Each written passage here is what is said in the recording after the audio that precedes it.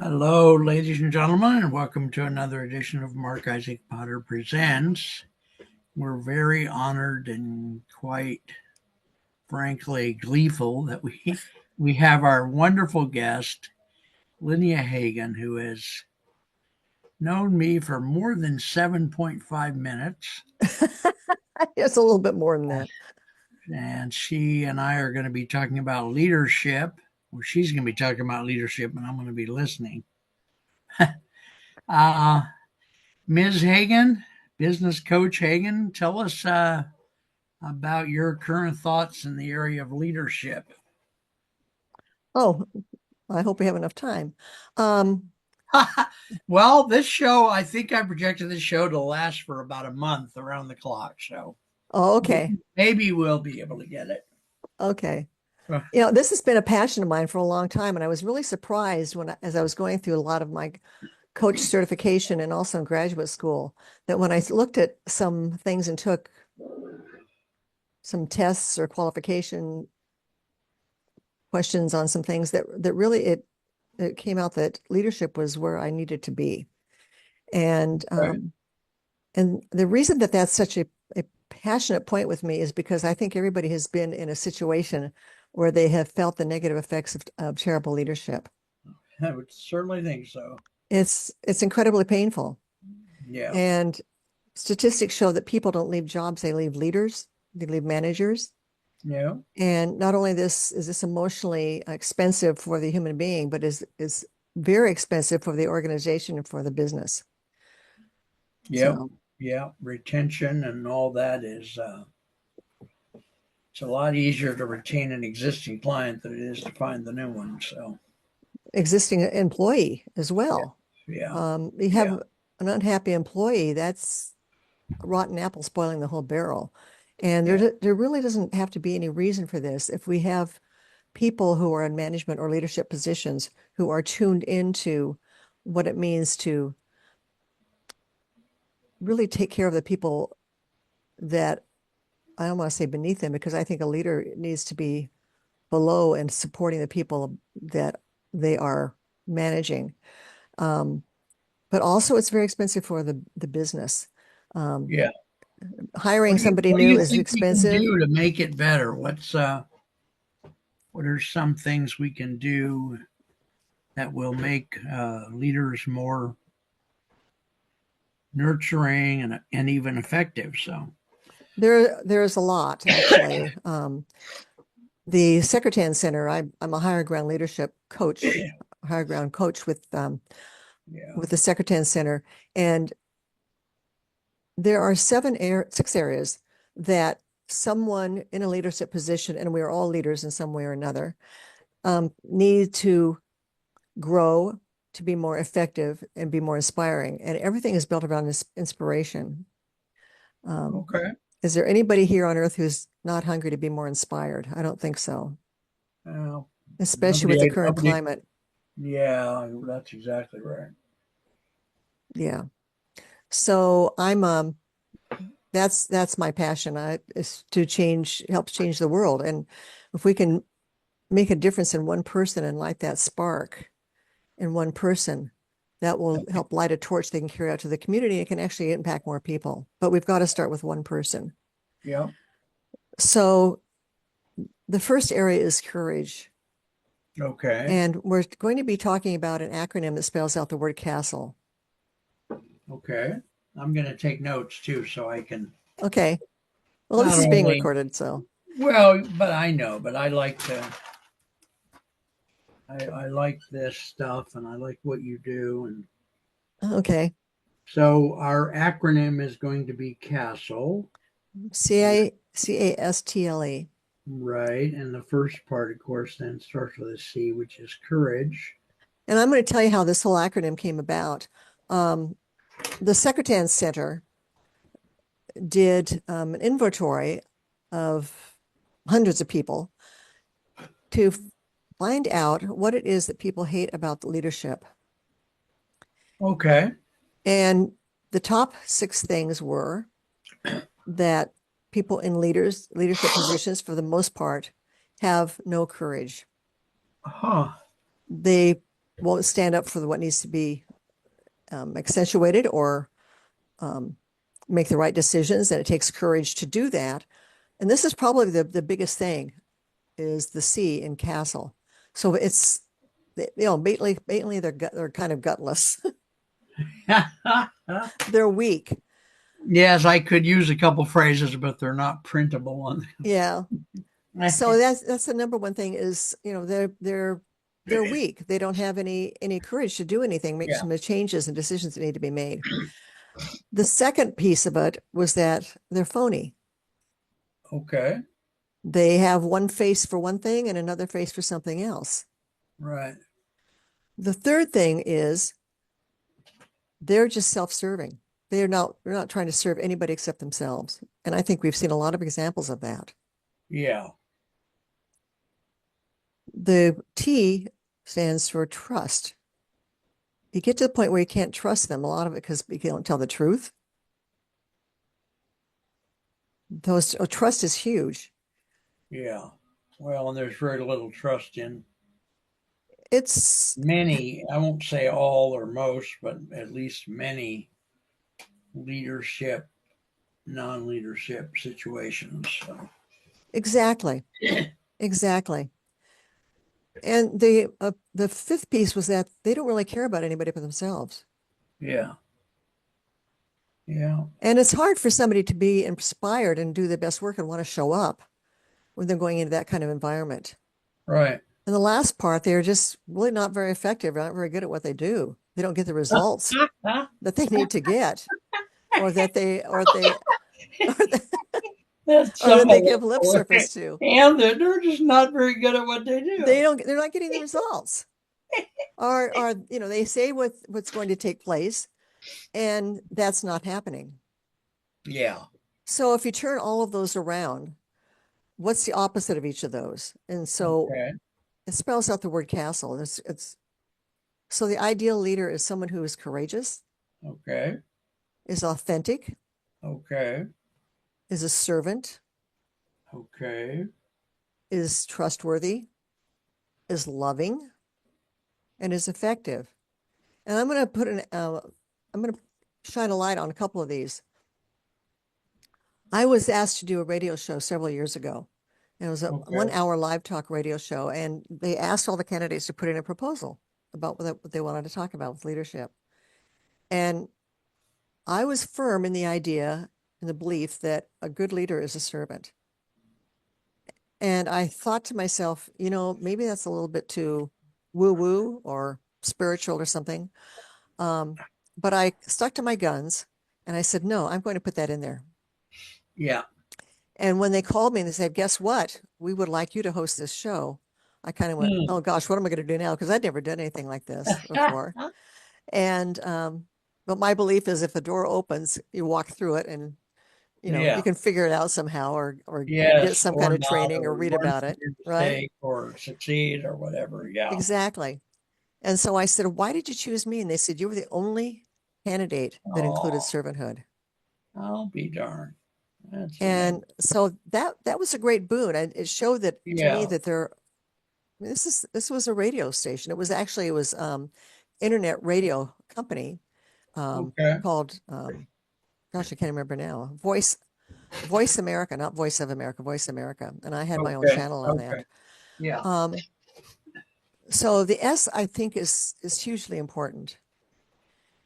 And the other is the L, the love. And there's a lot of pushback on that.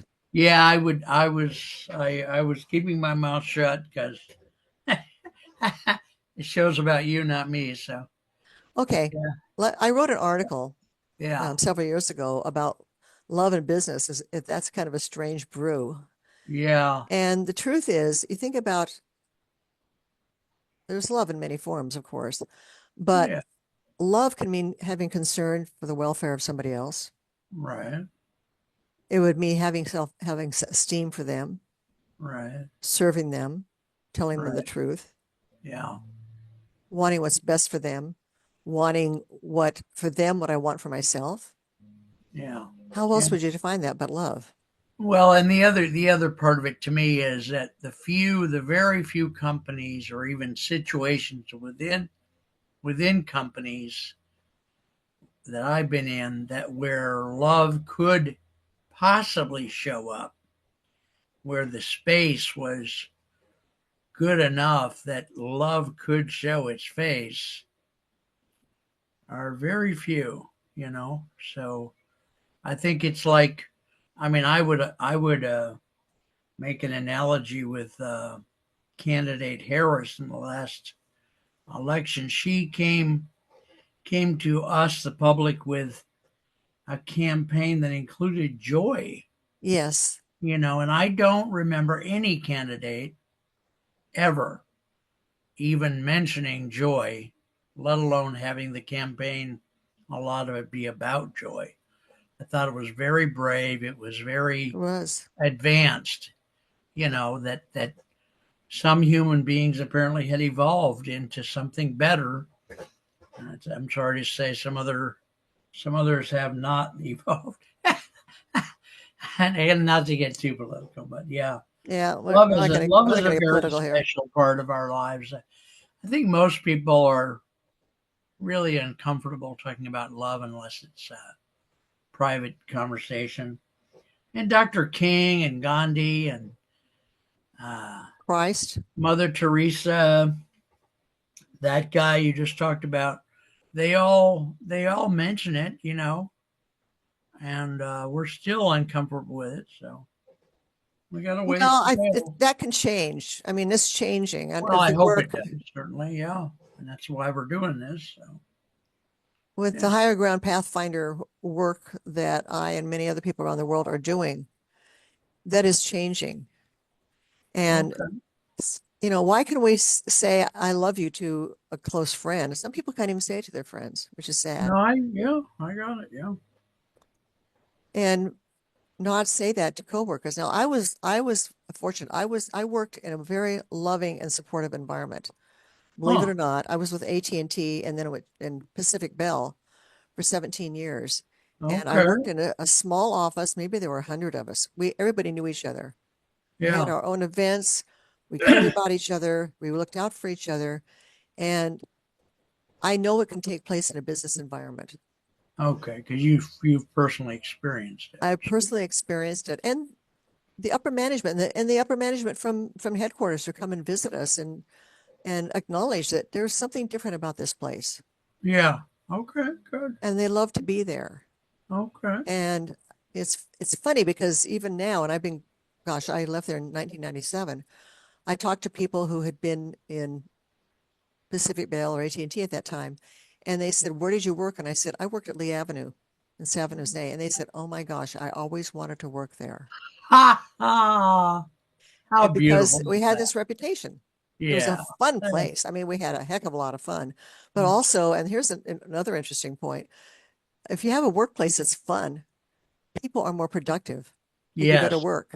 yes, and And they're there's, they're they're more unilaterally willing to go the extra mile yes, without even being asked because because like you say. So we have the freedom to do that and we were yeah, cared about. yeah, So those are nice. two things, and trust, and I know when my mentor, Dr. Lance Secretan, has spoken to CEOs, groups of CEOs, he speaks all over the world internationally to CEO Yeah, yeah, and, big, like really big people. And people will push back on some of this. And he'd say, what yeah, part of loving each other or trusting each other do you disagree with? yeah, Why would you have a problem with that? yeah. I And don't wouldn't you much know. rather get up and spend 8 hours out of your day, a third of your life, in a loving and trusting environment? Yeah, but it's a rare thing to talk about. It is. You're one of the few business leaders that I've interviewed, and I've obviously interviewed hundreds and hundreds. You're one of the few that ever mention it. So, There are a lot of us around. well, but it's nice to have you here, and when a person like yourself is inside an organization like Secretan, then you come to feel that okay, this a lot of this going on, but some of the rest of us who are outside of it, we don't hear it very often. So we still it's very much needed, and it's going to be needed for a long time to come because a lot of the world has no clue about how love relates to business or effectiveness or any of that stuff. So, Exactly. yeah, Exactly. And the numbers speak for themselves.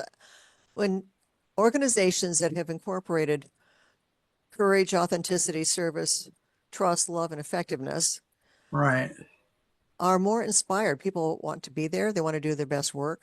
right. There's a huge drop in employee, what am I trying to say? Defection.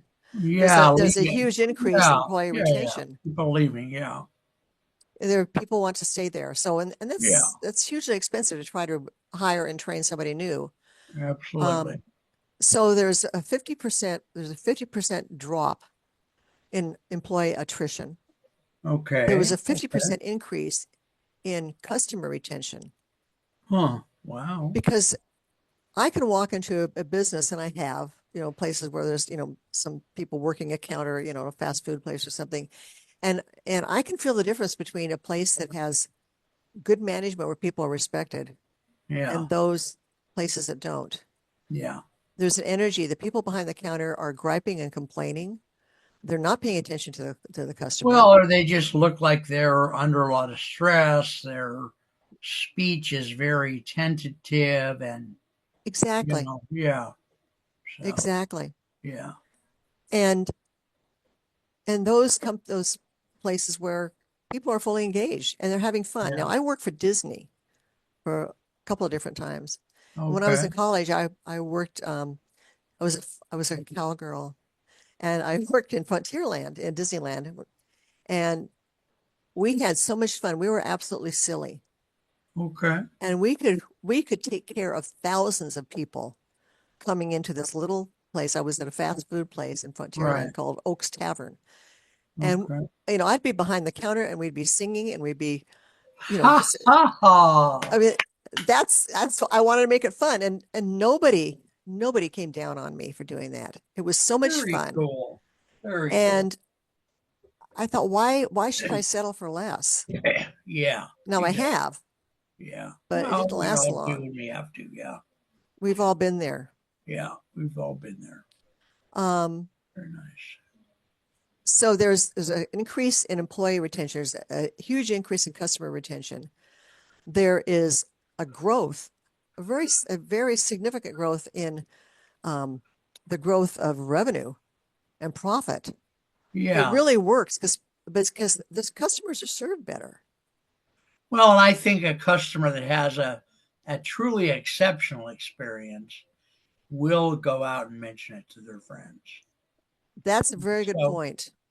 people say, I don't know what about that particular Krispy Kreme shop, but boy, they're fun in there. And they say it over dinner with their friends or something. It just, yeah, I think In Search of Excellence said, if you have a bad experience in a company, you'll tell 150 people. If you have a really exceptional experience, you'll tell 12 people. But, if you have an ordinary experience, you're not going to mention it at all. So, Right. Right. So yeah. I don't know. I guess I'm just me being naive, but I'm always surprised at people and organizations who do things differently, like this old story type of leadership, Yeah. where you kick butt and take names. Yeah. Yeah. Yeah. But it's out there, and the old Oh, generations from the 30s, 40s, and so, and 50s have turned around and taught some of the next generation to be that way. It's like, exactly. why does racism stay with us generation after generation? A Because good there's point. a 30-year-old father out there right now telling his sons and daughters to hate the other guy. Right. You know? It's the So, same thing. It's all modeling. yeah, yeah, yeah, yeah. It It's, sure is. yeah, Yeah. yeah. So so the caring and the whole thing about courage and authenticity. And when I work with clients, I put them through the gauntlet of let's look at some times when you were courageous and what did that take? Okay. Now, is that part of the intake generally, or is it deeper into the process? Or Well, the intake has other things that are part of that, but no, it's part of the process that once they decide that they are committed to growing, okay, and frankly, I mean, I don't take any clients who are not into changing yeah, okay, because it makes me look bad, number one, but number two, they're not going to get anything out of it, and I really yeah, want people to expand and grow and yeah, have a more positive experience in life. And yeah. third of our Which, life is spent in doing their job. Sometimes for some people more than that. yeah, it's probably a good time in the interview to have you tell us a little bit, just a little about what you do. Give us your contact information, Okay. even though, of course, it'll be in the video. But tell us who you are, what you do, why someone in our viewing audience would want to call you and avail themselves of your services. Okay. Well, it says right there, Lynnea Hagen, leadership. Okay, I'm I work okay, here's who I work with. My ideal client tend to be people who are attracted to me because they are leaders that are ready to exchange stuckness for passion and joy and purpose. okay, Passion and purpose mainly. And all when we right, have those, we have joy. I created a model called the biosystem of success and joy, and it takes into consideration, and these are areas in which I work, um, strategic business planning, because I'm an expert in the one-page business plan. And these are all the steps necessary to create a vision and then what needs to be done to get there and who's right, going to be involved. But the part that holds everything together is the purpose. And I love working with my clients on higher purpose. You know, why are you here on earth? right, And there's a process, couple of processes in order to define that. A lot of people would define their purpose as to be a mother. That's a role. That's not a purpose. Um, okay, let's just spread the gospel. That's a role. What is yeah, underneath all that? So that is really the part that is really the greatest substance that holds everything together. Um, I work with them to make sure that they are tuned into what their values are, and we all have different values, and to make sure that right, wherever they are fits in with their highest values. Like I okay, was lucky because I was working in an environment when I was at AT&T and Pacific Bell that honored one of my highest values, which was freedom. okay. They allowed me a lot of freedom to do what I needed to do in my own way. Very nice, very beautiful. Another one of my highest values is inner harmony. And if I have that churn inside of me, and that's why it's important to have inspiring leaders. When we have that churn inside of us, it shuts down some of our brain in order to make the right decisions. Yeah. You know, there's a lot of noise in our brains. And if we, I know there is in That's yours. I actually know, not news. yeah. I mean, I wake up in the morning, I've got so much going on because Yeah, I like to have a lot going on and I have a lot of variety in my life. But yeah. if I'm stressed out, I cannot put my No, finger on one thing I can do effectively or you even bring it can't to focus. mind You can't sometimes. focus. Yeah, you can't focus. Exactly. Exactly. And Yeah, so aligning with your own personal values where you are plugged in for a third of your life is really important. yeah. The another piece of it, which is one of my passions, is the whole thing about leadership and building inspiring leadership Okay. and inspiring all of us to be leaders because we are all leaders. We all lead a life, right? A Yeah, we all child is a lead leader in from time to some time. manner. Yeah, And that's all based on the castle principles of courage, authenticity, service, trust, love, and effectiveness. right, right, right. And the final thing is to clear out all these roots that feed us or bleed us. Oh, If we look at the whole thing as a tree, and my model is a tree, yes, yeah, um, what is it of who we are that goes deep down into the earth or where we're planted that is either feeding us or bleeding us? yeah. And oftentimes people don't want to think about that when it comes to work. Well, it gets a little personal when you get into, the roots of our lives. So, Well, the roots of our lives are going into everything else as part of our life. Yeah. People have asked me, am I a personal coach or a business coach? And Yeah. I say there is no difference. Yeah. Okay. We bring all of who we are into everything we do. Yep. Yep. And not everybody's operating with that belief, so they don't,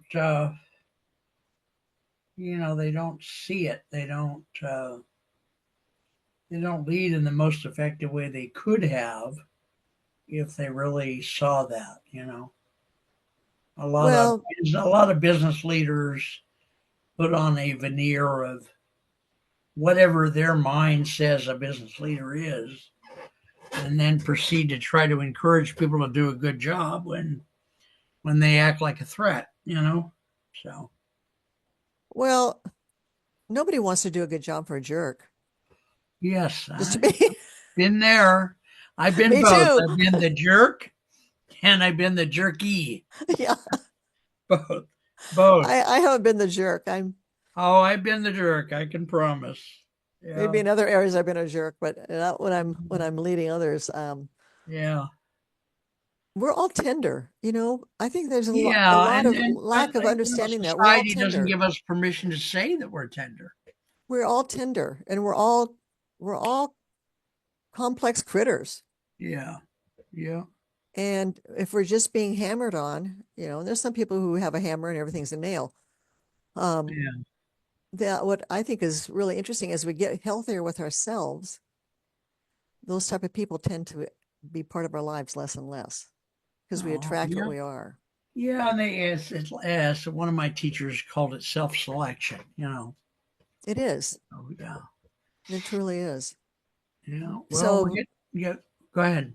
so that's kind of what I do. My background is in I've have a long business background in small business as well as corporate business. When I was with AT&T, my clients were some of the largest companies in the world, like Hewlett Packard Mm-hmm. and Intel and Genentech, you know, the huge biotech company. Um, Give us your contact information because we're going to wrap here in just a few okay, seconds. So. my contact information, my phone number is area code 408 505 0631. Okay. And my email is Lynnea, and there it is right there. Look at that.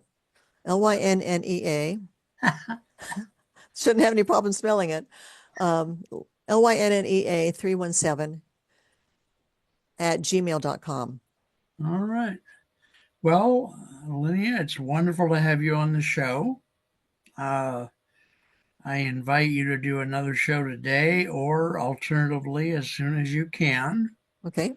Folks, you may not know this, but our guest today is a major figure in the world. She really is. I know sometimes when we are around a person who is one of the wisest ones on the planet at the time, we don't realize it until they're somewhere else or, God forbid, gone from us.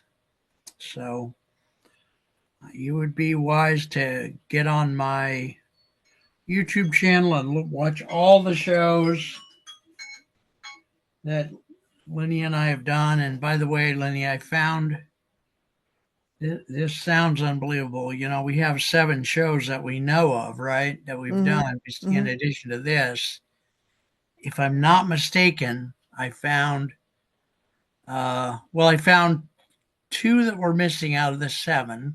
Oh, And then I found another show on top of that. So I haven't figured out how to number everything again yet, but yeah. So, but folks, seriously, you're looking at I don't know, the Mother Teresa, John Kennedy, Dr. King of our time. And she's, that's just that's pretty because heady she's, stuff there. just because she's cuter than all the rest of them doesn't mean she's not smart as a whip. Uh, why she lets me play in her same universe, I have no idea. But oh boy. Okay, I Anyway, love you, Mark. take care. Talk to you soon. Thanks, Okay, folks. We love you. Thank you all. That's Bye-bye. become my closing over the last year, by the way, without even realizing it was going to be part of our discussion. We love you, Nice. folks. Talk to you soon. Bye-bye. Bye bye. Bye bye bye.